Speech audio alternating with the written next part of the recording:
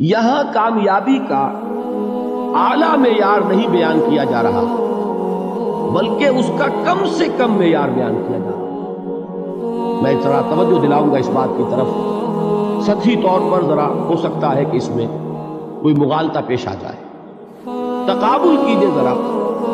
ایک سورۃ العصر ہے، والعصر ان الانسان لفی خسر الا الذین آمنوا وعملوا الصالحات وتواصوا بالحق وتواصوا بالصبر۔ ایک سورۃ التین ہے، والتین والزیتون وطور سینین وہذا البلد الامین لقد خلقنا الانسان فی احسن تقویم ثم رددناہ اسفل سافلین الا الذین آمنوا وعملوا الصالحات فلہم اجر غیر ممنون۔ اب ان کا تقابل سورۃ العصر یہ بتا رہی ہے کہ سب لوگ تباہی میں ہیں سوائے ان کے جو 4 شرطیں پوری کریں۔ سورۃ التین میں اول تو صرف 2 شرطیں بیان ہوئی، 2 بیان نہیں ہوئی، کام ہلکا ہو گیا نا، آسان ہو گیا۔ یہاں 4 ہیں، ایمان، عمل صالح، تواصی بالحق، تواصی بالصبر۔ وہاں ہے ایمان اور عمل صالح صرف۔ نمبر 2 یہ کہ وہاں فرمایا گیا فَلَهُمْ أَجْرٌ غَيْرُ مَمْنُونٍ، ان کے لیے تو بہت بڑا اجر ہے جس کا سلسلہ کبھی منقطع نہیں ہوگا۔ اور یہاں کہا جا رہا ہے وہ کامیابی ناکامی سے بچ جائیں گے، مستثنیٰ ہے کس سے؟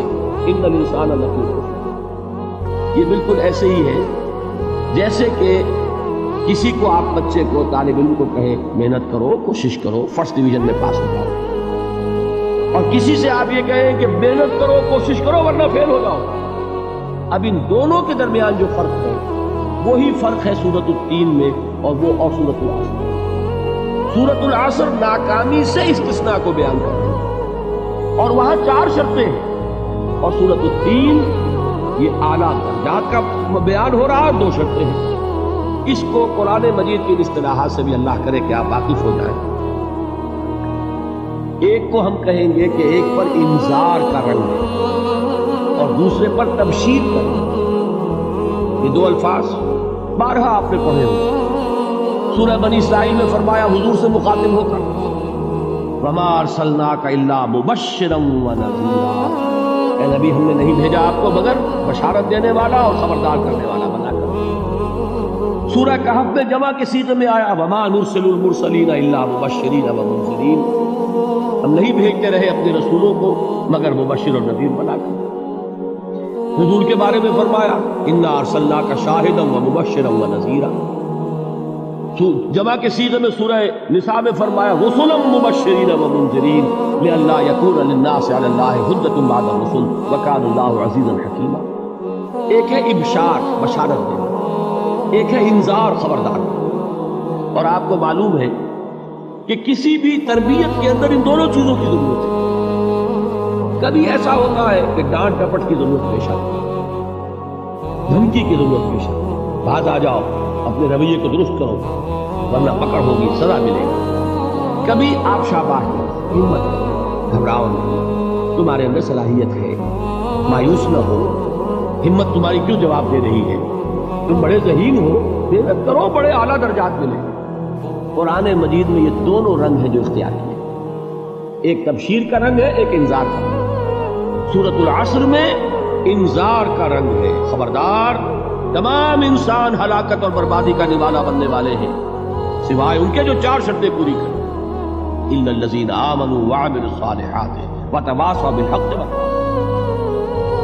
تو معلوم یہ ہوا کہ یہ کامیابی کے جو منیمم پری ریکویزٹس ہیں، اسے کہا گیا کہ انگریزی کے الفاظ کا فوراً ترجمہ کر دیا کرو، اور میں کر دیتا ہوں۔ اصل میں مغالطہ آپ کو یہ ہوتا ہے میں ترجمہ کہہ کے نہیں کرتا، لیکن اس کے بعد میں فوراً اردو کا مترادف جو ہے وہ لے آتا ہوں، لیکن میں یہ اس لیے استعمال کرتا ہوں انگریزی اصطلاحات، جیسا کہ میں نے عرض کیا تھا کہ میرے اصل مخاطب ہیں جدید تعلیم یافتہ لوگ، اور جدید تعلیم یافتہ لوگوں کے کمیونیکیشن جو ہے، ابلاغ، وہ ان انگریزی اصطلاحات کے ذریعے سے زیادہ بہتر اور صحیح تر ہوگا، ورنہ وہ بات سمجھے گے نہیں، اسی لفظ ابلاغ کو وہ نہیں سمجھے گے اور کمیونیکیشن کو سمجھ گئے۔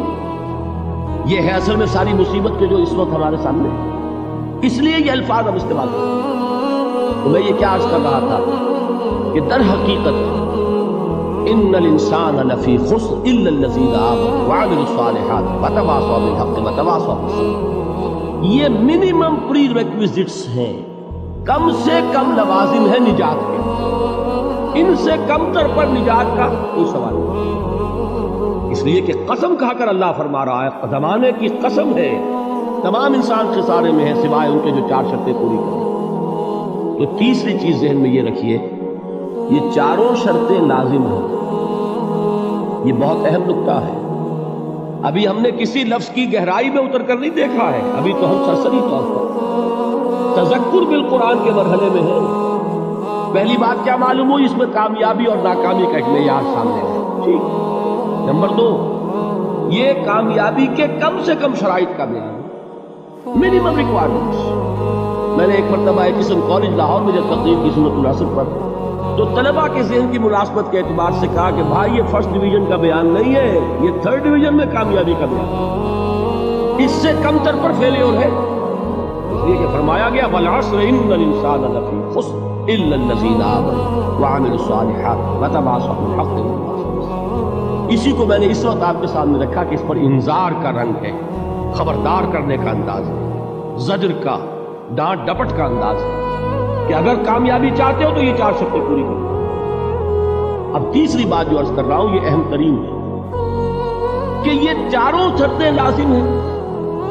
अगर अल्लाह ताला ने कामयाबी के लिए 4 शर्तें बयान की हो तो सोचिए, क्या मुझे ये इख्तियार है कि इनमें से 1 कम कर दूं, 2 कम कर दूं, 3 कम कर दूं? किसको इख्तियार है? अल्लाह के बयान करना किसी चीज में इख्तियार है। ये तो हुजूर से कहा गया था, सूरह यूनुस में है, मुतालबा किया मुतालबा करने वालों ने, एते बे कुरान गैर हाज़ा व बद्दिल हो।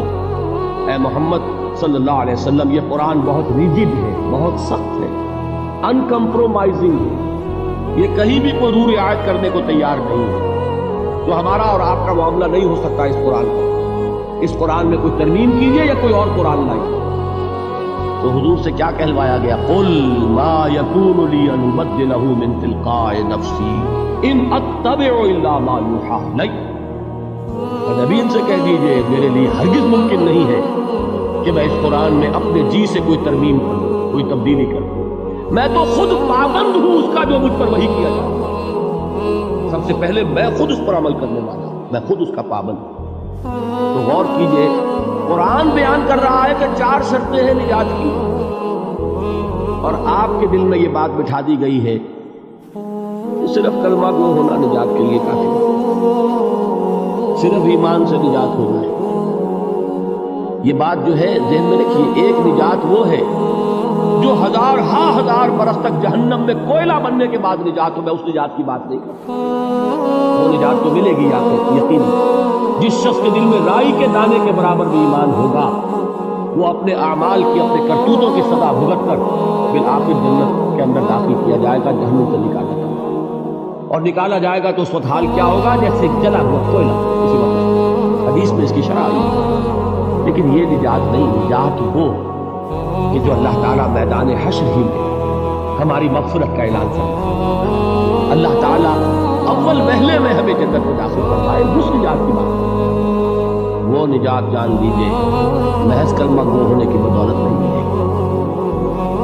उस निजात के लिए शर्त अव्वल ईमान, शर्त 2 अमल सालिह, शर्त सालिस तवासी बिल हक़, चौथी शर्त तवासी बिल सब्र। ये कुरान का बयान है, ये किसी इंसान का कलाम नहीं है कि उसमें तरमीम की जा सके।